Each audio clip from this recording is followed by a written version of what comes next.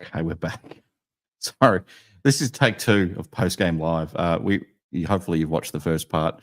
I'm going to get Ethan back on. We just had him on, and unfortunately we had a technical malfunction, possibly by some human error. But we've got Ethan here now with some interesting camera there as well.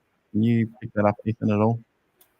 Yeah, I don't know what's going on with that. Here, let me try turning my camera off and on. It's done that a couple times. Huh. I'll just post it. I don't know, whatever. You want to roll with it? Yeah, go for it. Paddy, I'll post the link again for you there, mate. So jump on whenever you're ready. Anyway, mate, let's try again. It's you and me so far. Yeah, like there's no such thing as a good loss, obviously. But if you're going to lose a game, might as well be one that you can learn from. And I think we can learn a lot from this because I think we saw both some of our best and some of our worst. Yeah, it was a mix of. It was hard to get a read on this one. I felt I just didn't know what to. I was watching the game with my partner, and we're sitting there thinking, "Oh, if we win this game, I'm still feeling grumpy. I'm still not. I don't know how I'm going to approach it in the post game chat because I'm not in a good mood. But then again, I'll say that, and I'll probably be exhilarated and forget all the bad stuff that happened. But well, I think like you want to see, and I think the guys need, the coaches and players both need to see like this is what we look like at our worst. This is what we look like at our best, and we saw both within the same game. I think the first half, we both played into their style with the kind of slow, low pressure, bomb it in deep. And we also just had a bunch of skill errors with just poor kicking, whether it was for goal or just field kicks. And then second half, even when Tanner went down, and I thought he had been one of our better players, I thought, Gary obviously provided a spark. And just altogether, I thought it was just kind of an epiphany of like, hey, this is what we do. This is what happens when we actually play well, when we send waves forward instead of just try to bomb it in. I agree. Yeah. And I know Jez is going to catch a lot of crap for his performance tonight, and he was bad. But I don't think he was our worst player. I think Jack Henry was. And it sucks because he had played such a good game last week. But he hasn't had a good start to the year, and I'm worried that last week might have been the anomaly. I mean, there's no sequence that summed it up more than, lazy kick that gets intercepted and then letting Fritsch get body position on him before kicking the dribbler. Or it was more of a roller than a dribbler. Anyway. Yeah. The only player, I think, admittedly, haven't watched much of the Eagles game and didn't watch St. Kilda against North that closely because it just wasn't worth following closely. But the only guy this round that I think could have had a game as bad as Jack Henry so far would have been Darcy Byrne-Jones, who was just awful the other night. True. But I think we got a lot out of this game still. I think there were positives there. I love the way Jai Clark played in the fourth quarter. That's something to build off, and that's something that makes me want to keep him in there. It's funny because I was a little lukewarm on having him in there in the first place tonight. I thought he was awesome. I know he had one or two errors, but I thought Zach Guthrie had a really nice game overall.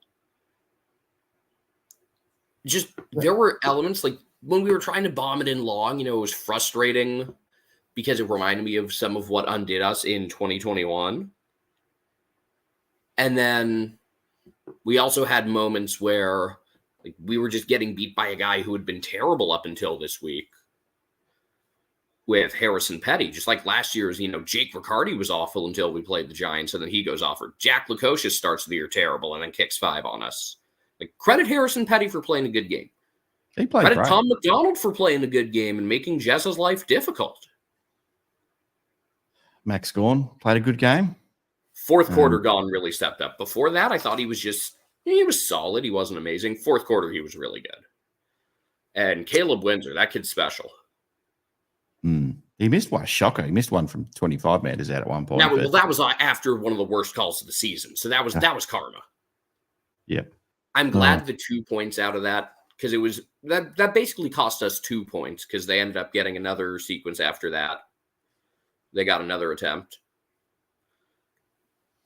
I jumped up and screamed, "Ball don't lie," when he missed that. That was such a bad call. I'm not going to get too on the umpiring night, but it does seem like, it feels like every week we get called for the most ticky-tack stuff in ruck contests, and other teams don't. It's not a lot of love for Zach Guthrie. Rango, I'm going to pull you up. Zach Guthrie, oh my F&G, back to the VFL. I thought he was among the 5 best players tonight. If we're doing coaches votes, across like the best 5 overall between the two teams, I think it's some mix of Gawn, Petty, Windsor, Atkins, Holmes, and Zach Guthrie. I thought Atkins really kept us afloat first half too. He did. A lot of good tackles. Just really, really set the tone. And I think he started, it started from his performance last week and it continued tonight. So that was good. But there were times when it seemed like, especially in the first half, we were missing some speed, where I think taking out both Parfit and O'Connor at the same time, like, I'm totally down with resting both of them. I just probably wouldn't have done it at the same time. Jack Bowes looked a little slow, matched up against their big dogs in the midfield. He was clean with the ball, but he was slower. Yeah. I think that was noticeable. And, you can boil this game down to a few different things. I think one of the simplest things is their big time guys made plays when they needed to, whether it was Gawn blasting one from beyond 50, Fritsch kicking a really tough one, couple of key spoils from Lever and May. And, our stars didn't quite play like stars tonight, but to see other guys lift and keep us in it is why I'm not too distraught. Like, again, that fourth quarter from Jai Clark, like, I think that was a moment that's gonna really open up the floodgates for him. I love the way he finished this game. Yeah, he just he wasn't clean all the time, but he was just going hammer and tongs. And for a bloke that he played a full game of footy too. That's probably the other thing to remember with Jai. He often gets thrown in for half a game or comes on as the sub or goes off. Probably with the plan that maybe he will go off with the sub vest. So yeah, full 4 quarters from him, and especially that fourth quarter when the game was on the line. Dare I say it, very Selwood-like. Not allowed to say that about Jai Clark. I get it. Not allowed to say that about Jai Clark, but it did remind me a lot of Joel, the way he was just throwing himself at the footy, and it wasn't always pretty, but I didn't think the conditions the conditions always warranted that style of footy anyway. Just go for it and do what you need to do. It's like, it was a nice night. It was a little chilly, but it wasn't like there was any moisture or anything. Not like Sydney where it poured for a bit today. It just gets a bit there's a bit of moisture in the air and it settles on the grass in Melbourne sometimes, especially up in Queens. It's kind of like dealing with fog here in Northern California. Yeah, pretty much. It just gets very it's wet underfoot, even though hasn't really had a downpour of rain or anything, but it just seemed greasy as though they were handling a bar of soap. There's just a couple of drop marks and just some uncharacteristic skill errors. I saw a couple comments about getting Conway in there next week, and I think that's 100% the right move. Yeah. I think we had said a couple of weeks ago, like, I thought the right move was play Stanley tonight and play Conway next week. Yes. I think, especially because, like, I don't know if we could trust Conway against a guy who's going to make that full field impact. So I get why we didn't want to throw him into the fire against Gawn tonight. Whereas Jordan Sweet is, he gets hit outs. He's not doing, he's not impacting the game in different areas with the kicking and marking and stuff. So I'm much more confident in giving him a go next week. And then definitely manage Hawkins one of the next couple. But I think the other thing to do is just sit him down and ask him, like, just, hey, what can we do to help you out here? I think he's established enough and earned the right to be able to kind of have some leverage and authority over that instead of just be told, hey, do this, do that. Just sit him down and ask him, hey, what do you need? What can we do to get you right? We need you going well. What can we do to help you? And yeah, my guess is, and I've speculated for a couple of weeks, he plays next week and then doesn't play against the Suns up in Darwin. Maybe it would be the other way around if the milestone factor wasn't in play. It shouldn't be, but it is. It's inevitable. Yeah. And look, guys step up in milestone games and guys rally around him. So I'm not gonna doubt it. Not gonna question it. Yeah, what about getting Connor O'Sullivan another game? Because I thought our defenders were not very good tonight, honestly. Kolajashny was hit and miss. DeConing, I will say, he didn't play his best game, but he played hard throughout. And I just thought there were times when we just looked flat-footed and didn't go to, pursue guys or chase after them in the defensive 50. I thought that was my biggest issue with Jack Henry tonight. They look lethargic. I was noticing this a lot, and maybe I tend to sort of focus in on things that I'm probably looking into it way too much, but there was so many times where players went to ground and took forever to get back on their feet again. It was almost like they was 50 years old, 60 years old, and it was such a struggle to get back on your feet. And those fractions of seconds really, really count. Because sure enough, half the time the ball against a team with so much speed. It's like, get on your feet. Like, you need to be ready to go to put the next effort in. But I don't know, they were coming across as a little bit lethargic across the board. The team was. So we don't know as fans watching the games how hard they're training right now. Maybe they're in a heavy training block. But to me, it just looked like they've had a tough couple of weeks, obviously, with some or maybe someone could be someone was up all night on the toilet, and that has a lingering effect. Or I think some of it was just Melbourne style also. Just, they coerced us into, they kind of lulled us into sleep, and that was really what happened in the first half.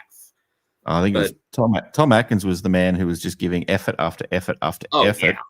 And I just didn't see that from too many others, to be honest. And that's probably my sort of Tom Atkins one biggest criticism of tonight. And I could pick on a couple of players, but across the board, it was Tom Atkins just throwing himself at everything, and everyone else was like, "I've got one effort in me." It didn't come off. Oh well. Oh, sorry, Jai Clark, young bloke. See, that was the parallel to last year, where it felt like Atkins did that. Although, last year was always a lot of Atkins and a lot of Blitzovs, and Blitzovs had his moments tonight, and when he played well, you really saw it. Yep. I will say there were a couple of comments about the Dees having a big break. They had a bye sort of the week before that, but with that Wednesday game, it was kind of like they were really playing 3 games over 4 weeks without like a true full week off. It was like a week and a half before a game and then a week and a half before another. It was strange scheduling. I don't know how much of a factor that was. Yeah.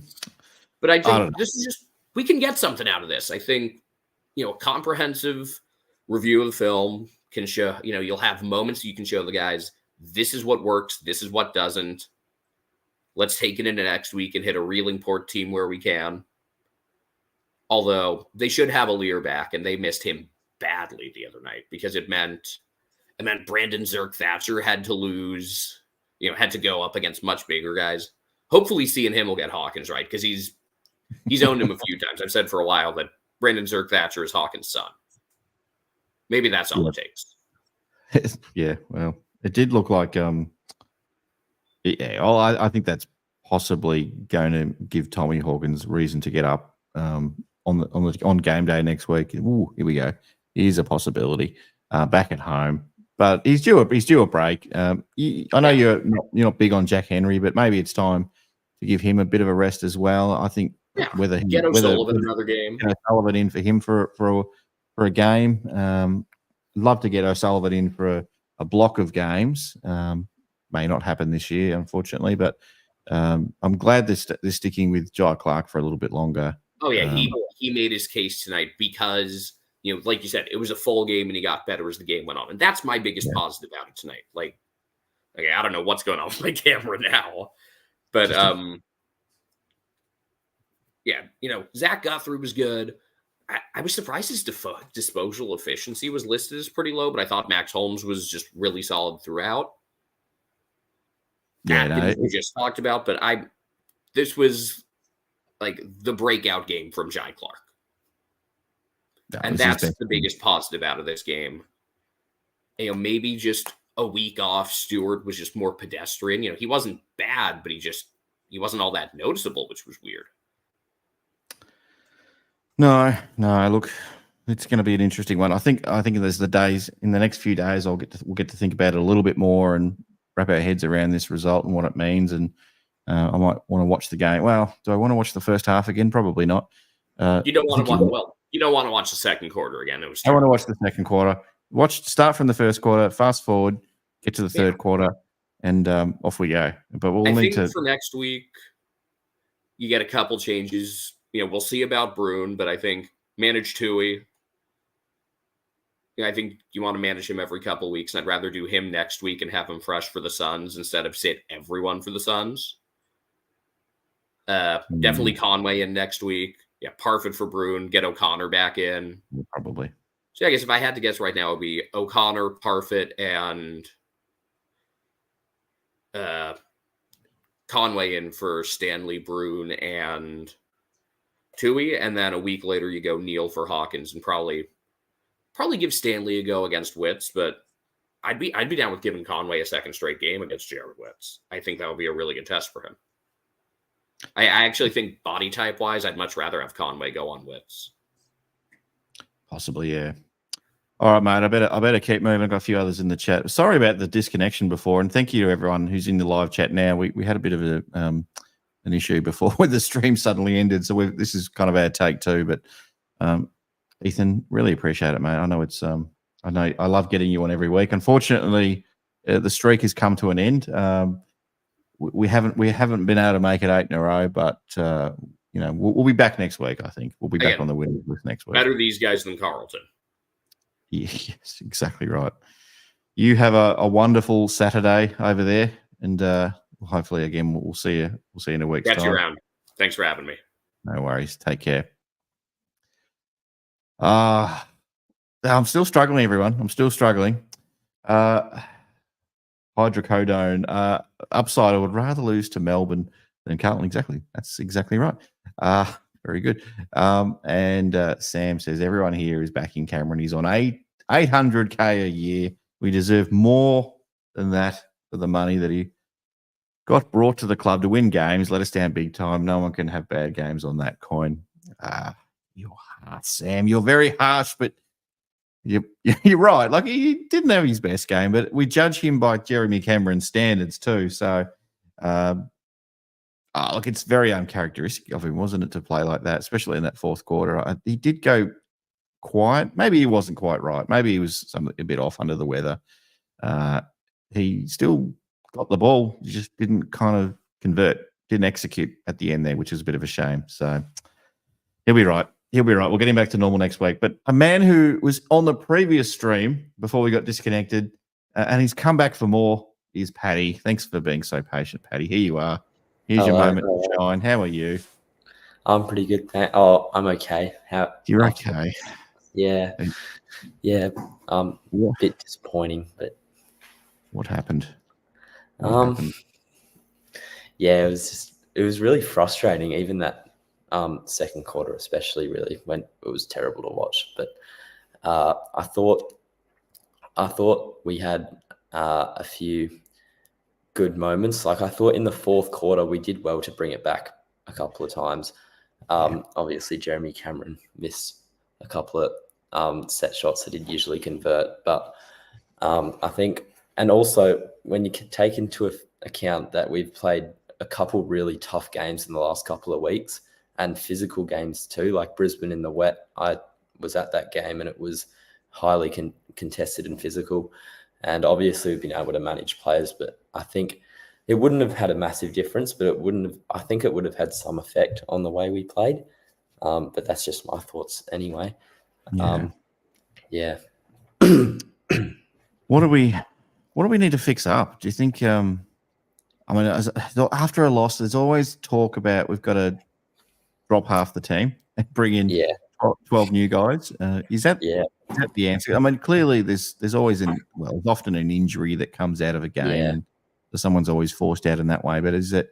And we've got a habit of managing players this year, which is great. Toby Conway won't be playing in the VFL tomorrow, for those that don't know.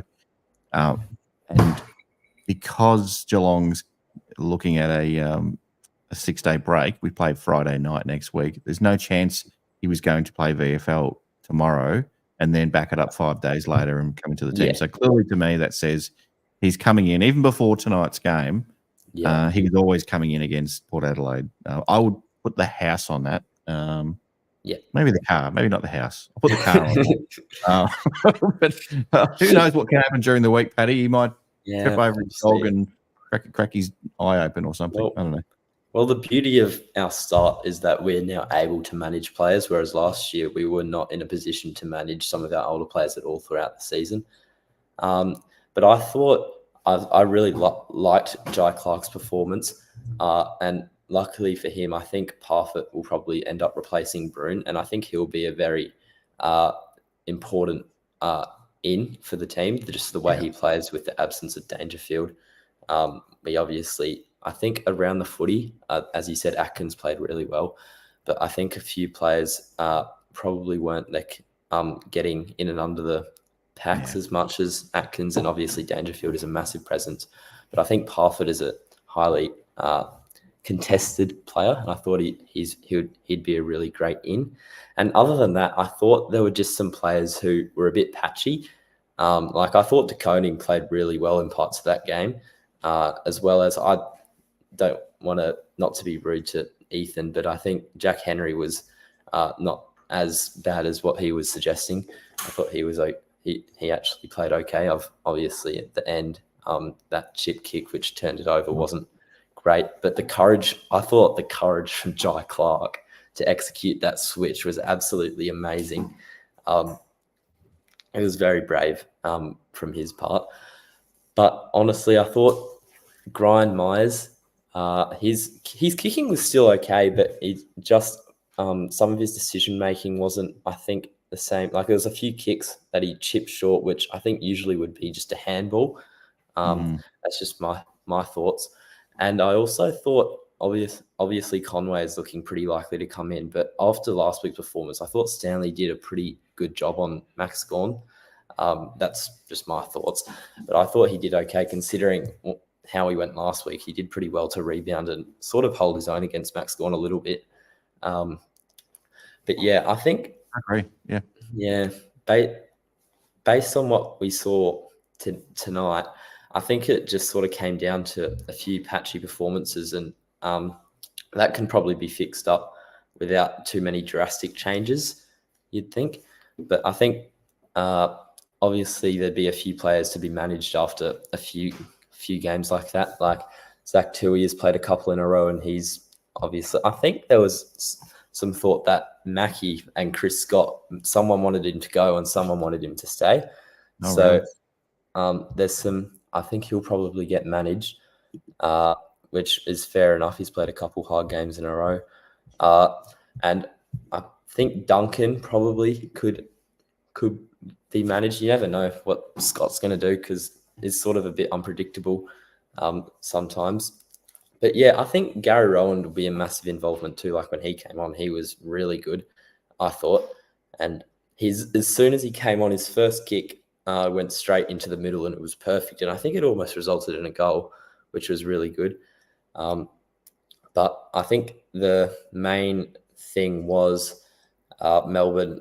I think they just didn't give us enough of the footy for us to really kick a winning score, which sort of came down to us not really going in and trying to win the contested footy, which was sort of a problem last year as well, which is a bit disappointing. And Melbourne also were able to play their style for a long period of the game, which is where Geelong were actually really impressive in the fact that they were able to stay competitive and get in front in the last quarter, which I was pretty up and about, but wasn't to be. And we probably didn't deserve the win in the end anyway. But yeah. I think you're right. Like it was definitely it was great to get in the front. I don't know how you felt, whether that was enough at that point in time, or whether you felt like, oh, here we go, Melbourne's just done enough to keep finding a way to keep us at arm's length the whole game. And I did feel like up until that the Jack Henry turnover, and which resulted in the eventually resulted in the Bailey Fritsch goal. I did think at that point we were still a chance, but as soon as that happened, I thought there's no way from here. Yeah.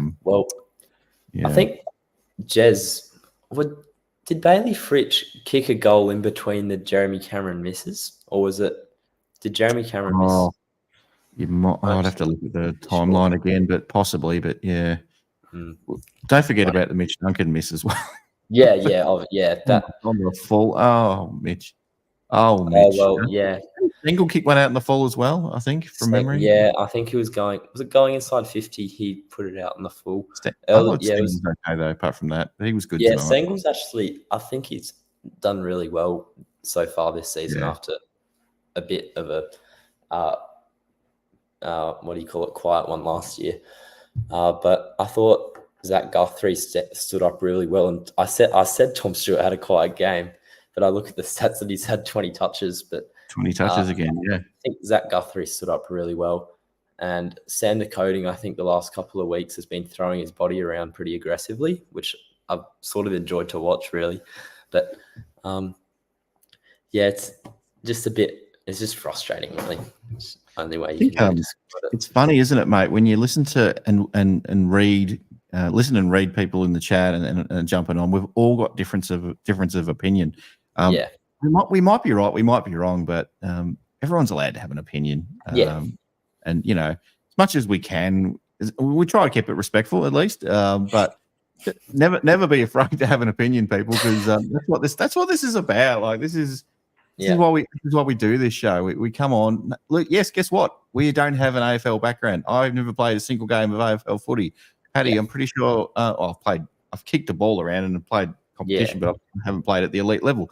I'm pretty sure you haven't too, Paddy. No. But that doesn't mean you can't have an opinion and you can't sort of see the game through your eyes and comment. And some people will agree with us and some people won't. But that's what makes footy great, isn't it? It's what makes being a fan of the game so awesome. I love it. Yeah, but you sort of can tell, like, from the difference just between even VFL and AFL, like the difference in the way the game is played, the tactics, the way it's planned out. Like, there's probably tactics that none of the even experts, commentary experts, all those guys probably wouldn't even know themselves. But yeah, it's just hard to read, really. And you'll probably see a lot of you'll see me arguing every single opinion against the Cats, even though I think they're arguably right. But I'm never gonna back down from that. Mate, you should. If you had a camera on me while I'm watching the game, and I wouldn't do it because I'm shocking. But I'm grumpy tonight, but that's because I've had a few minutes to calm down a little bit. But watching the game, I'm slamming furniture. I'm jumping up and down. I am ready to take people out to the car park and shoot them between the eyes. Like that's how out of control and stupid I sound when I'm actually watching the game. And clearly that's me being an idiot. But I'm just so frustrated, and it's just like frustrated with one bad possession, and it's like, nah, you're gone. Never play for the club ever again. We don't want to see you. We don't want to know you. I don't care that you've played 340 games. You're gone. You're dead to me. It shouldn't be like that, but that's just the emotion that comes out in the moment. Thank God we're not assistant coaches or anywhere near the players on game day. I'm glad we've got good people at Geelong to do that work. Yeah. Well, in saying that, just makes me think about Tom Hawkins. I think he improved on last week's performance a little bit. I thought he had a couple of instances where he was pretty good kicking inside 50 or just inside 50 in his craft. Like this one, it was probably very lucky not to be kicking in danger against Max Gawn, but the way he kicked it, picked it up and kicked it straight. I think it was Brad Close. It was really good from him.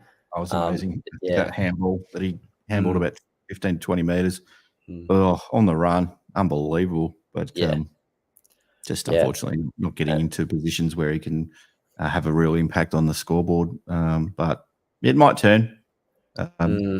Maybe the days of kicking 6 or 7 goals are probably past him, but if he can compete, I said myself at the start of the season, like even now, I wouldn't put it past him to kick 40 plus goals.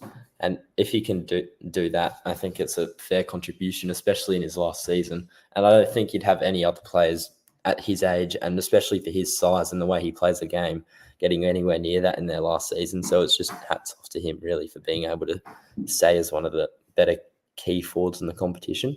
And we're sort of seeing it a bit of it now, a bit of aging, which is the first time we've seen it, really, because he's been elite as every year went by for the last 5 or 6 years. So it's very impressive.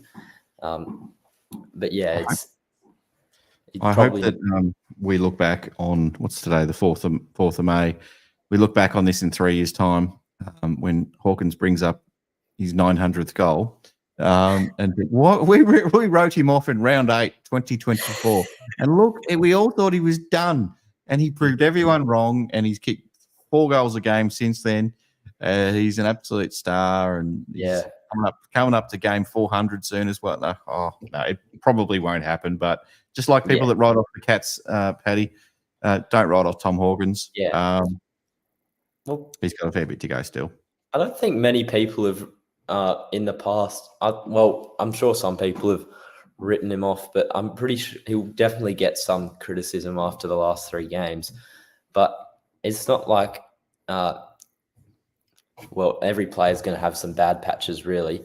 And against Adelaide, I think he kicked 4 goals in about 5 or 10 minutes in a quarter. It was in a quarter or in a space. He kicked a few goals in the space of 5 or 10 minutes and changed the game for us, and he can still be that player. And even though he's not kicking goals, the stoppages inside 50 is a weapon. Even if he's not having an impact, taking possession of the footy, he can set up goals and kick goals just from that instance. So he doesn't have to kick goals to have a massive impact on the game, which is sort of similar to Jezza, except his performance wasn't really as good as his usual ones. But I thought in the first 5 minutes, I thought Jezza was on as well. I thought he was going to play pretty well. And then obviously didn't play as well. But I thought there was this one instance where he hit Brad Close from about 50 metres away. A bullet kick was really impressive, I thought. He played really well. He didn't play really well, but that was a really good bit of play to watch. Yeah, we'll remember the last quarter from Jezza, but he wasn't bad all game. It should be fair to say. But mate, look, I really appreciate you coming on, and again, thank you for coming back on after the Take 2 stream tonight. Hopefully, we'll get you back on again. Hopefully, I want to win when we win a game next time. So, hopefully. Thank you for having me. It's been a pleasure. Mate. Thank you. We'll take care. We'll talk to you soon. Okay. Thank you. See ya. Cheers. All right. Now I kicked these guys off accidentally before as well, but here they are, Bianca and Brendan. Still awake? Yeah, just. I'm trying to wrap the show up by about midnight tonight, so I'm surprised we've gone this long really after a loss. But anyway, how are you feeling about that, Bianca? How you feel? Not the result I really wanted. No. But it's fine. Was your dad grumpy tonight? No, I was. You were. Were you grumpy at any players or just at the whole team? Umpires. At the umpires. Were you grumpy at the VFLW girls? No. We lost by points. I know they played well. Points. No, it was a weird game tonight. It was like it wasn't that disappointing. It was just a real it was just ugly. So that first half was just disgusting.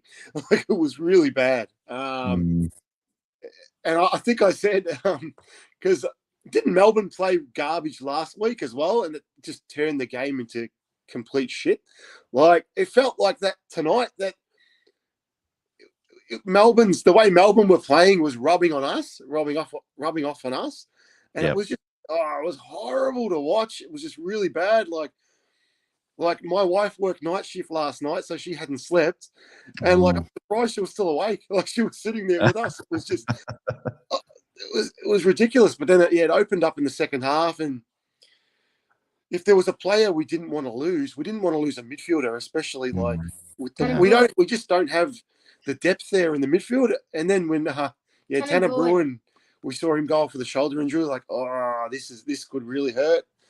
So, but we stuck with them, and like they had like their guns like going, like Clayton Oliver and Petrarca started to get into it. It was like, but we still, like I said, we keep fighting. It doesn't matter, and so it's all you can ask for. And I mean, how many times is Jezza Cameron going to miss those types of goals? And yeah, I think it's also a big day tomorrow for the VFL. Like, there's spots available, especially for a guy like, I think, Mitch Hardy, who I don't think there's much more he can do. But if you get a big game tomorrow, I mean, geez, you got to play these guys. Like, the midfield, you got to give them opportunities. Like, it's probably a good opportunity for Mitch Nevitt to, he wouldn't want to have a bad game this week. I think it's probably a great opportunity for him to stake a claim and to get a second game this year in the seniors. Yeah, like we need it. That's what's the only thing that's holding us back is that midfield. Like, we just need a couple of the players to just take ownership of the team. I said it in the preseason. Like, someone just grab it. Like, just become that bull that we need. Like, Atkins was really good today. Tackle. Early on. And that's what we need, but we need someone that can do it for 4 quarters, because I said Dangerfield can't do it. He's not we can't expect that from him. He's too old now to do that for a full 4 quarters. And now obviously he's broken down already. We need someone, one of these young players, just take ownership of the team and just take us to the future. Take us to a premiership, exactly. So, and I'll be watching tomorrow the VFL. Hopefully, like, maybe it's Mitch Hardy. Maybe he can jump in and give us something, and he can be a dream story. I don't know. Stanway didn't do bad against Max. Mm-hmm.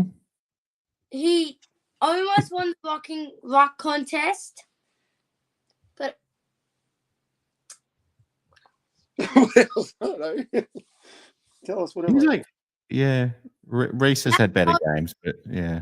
Max Holmes collecting another 31 disposals. I think, 31 was it? How many Geelong players have got 30 disposals in this year? I think Dad pointed out he's the only one. That's right.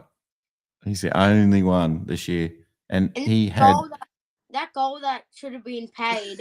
Just I think it was touched, but it was touched. It was definitely touched, but a bit of a shame. But when we watched it live, and you know what it's like. You're Geelong supporters. I'm a Geelong supporter. You tend to want it to be a goal, and you try to convince yourself that it was a goal. And that's a goal. That's a goal.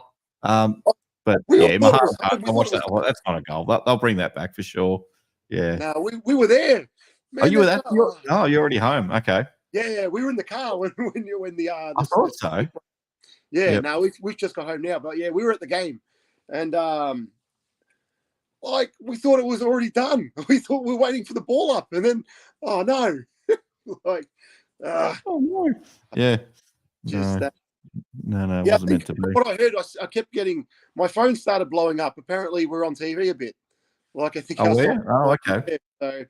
I think that's what Paul said. So yes, well, he saw the posters. There's one behind you. The press park is one behind you at the moment. Is that right? I think. Yeah, that's the only one. All the other ones are in the car. Nice. So nice. And again, we lost the VFLW too. Another one that was heartbreaking, but we had things to take away from that as well. Abby McDonald was just an absolute beast. 34 disposals. She's a gun. She's a gun. 41 kicks. 13 handballs, 11 marks. Yeah. So what about Chantel Mason go? You like her, don't you? Yeah, some nice big marks, yeah. And you want to tell them who introduced themselves to you today, this morning? Do you remember? What does that mean? Said hello to you. Do you remember? No? We had a man come over to us today. Oh, yes. Ray O'Rourke. That is Ray O'Rourke. Dad, father. Yeah. Is it Bridie or Bride? Was it Bridie? I think it's Bridie. She hasn't pulled us up yet, so I'm assuming it's Bridie. But Me and Jake are calling it Brido because Right. Bride O'Rourke. Yeah, it's like that's her nickname, Brido now. So we're going with that. So I don't know. I'll have to. If I might message her and see if she writes back, but lets me know. Otherwise, it's Brido from here on in. Sorry, Right. it is what it is. No, Oh well. he comes over during the break, and I'm wondering, I'm like, who's this man walking over to my daughter? And then he goes, "Hello, Bianca. I'd like to introduce myself. I'm Ray O'Rourke. I'm Bridie's dad." And I was like, "Oh my god!" It's like, and then I think he said it was Bridie showed him The interview that I did with her. her Bianca's show that she does every week, and said that he absolutely loved watching it, loved watching her interview with Bridie O'Rourke, and said him and his wife had tears in their eyes watching it. Oh And wow. it was such an awesome moment. It was like, oh, that's fantastic. So they Oh, got a that's photo, nice. and I put it up on Instagram, and it was Oh, really that's cool. nice. That's So, great. That's fantastic. That's awesome. I love that. It's nice. And yeah, you're famous, Bianca. That's just how it is. So you're going to have to get used to fame. Practice your signature because you're going to have to get used to signing But he got signatures. it. You've already got your signature down, Pat. Very nice. Oh, guys, I'm going to wrap the show up because it's getting a little bit late, but I appreciate you holding on and jumping back on the take 2 version of the live stream. Again, I still don't know what happened there. I think we might have just pushed the wrong button at some stage, but unfortunately, there's no way to once you hit that button, there's no coming back. So it is what it is. Hopefully, we'll see get you back back on track next week. It's all good. This was just a bump in the road with the blip. stream Normally as I've got well. Johnny All Roberts good. normally comes on as well, but he's chosen a good week not to be on this week, so because he's kept his winning streak alive. It's a bit like was it Max Holmes or Travis? Not sorry, Joel Selwood or Travis Varco missed a week, and then they ended up playing 26 straight wins. So I think that's John's plan, that he wants to skip this week, fearing that it was going to be a loss, and come back and get back on that winning streak again. Maybe another 7 wins. What do you reckon, Bianca, after this week? Go flog Port. Let's go. 14-1. That's what we need to be. Hopefully, That's what we'll do. you guys have an awesome night and an awesome Sunday, and we'll be back again on Friday night. Here we go again. Have a good night. Take Go care, Cats. everyone. Cats. Go Cats. Thanks, guys. Thanks, everyone who joined in the chat. Sorry if I didn't get to a couple of people tonight. Again, apologies for the technical issues with the stream. I do appreciate everyone sticking with it, and lots of energy and activity in the chat as well. Lots of differences of opinion, especially with a few players. Zach Guthrie, Jack Henry, a few players like that. Jeremy Cameron. Still a lot of love for Jezza out there. Just missed a couple important shots at the end there. But no, I appreciate all that. Thanks again. If you haven't already, please think about hitting that subscribe button. But check out, Paul, we talked about it, I think, on the first part of the show, but we did talk about Paul's done a reaction video. I think it's about 10 or 15 minutes or something like that. So if you want to have a look at that before you sign off for the night, or check that out tomorrow morning while you're having your Weet-Bix or cornflakes, have a bit of a look at that one. I'll be back Friday night again. I am going to the Port Adelaide game. I'll be there. I expect to come back grinning like a Cheshire cat after a win. I expect to see some magic happen in that game. Hopefully, we'll get 40,000 people there. If you're planning to go and you spot me at the ground, make sure you say hi, and come over and say hello. Yeah, and if you are from out of town and you are driving through the area, maybe do the right thing by our sponsors, Valhalla Brewing, and pop into their brew hall in North Geelong as well. Guys, it's a tough one, but you got a couple loss every now and then. It's the way it is, but that's okay. We'll be back again. Go Cats. We'll see you on the next one. Take care, everyone. Bye.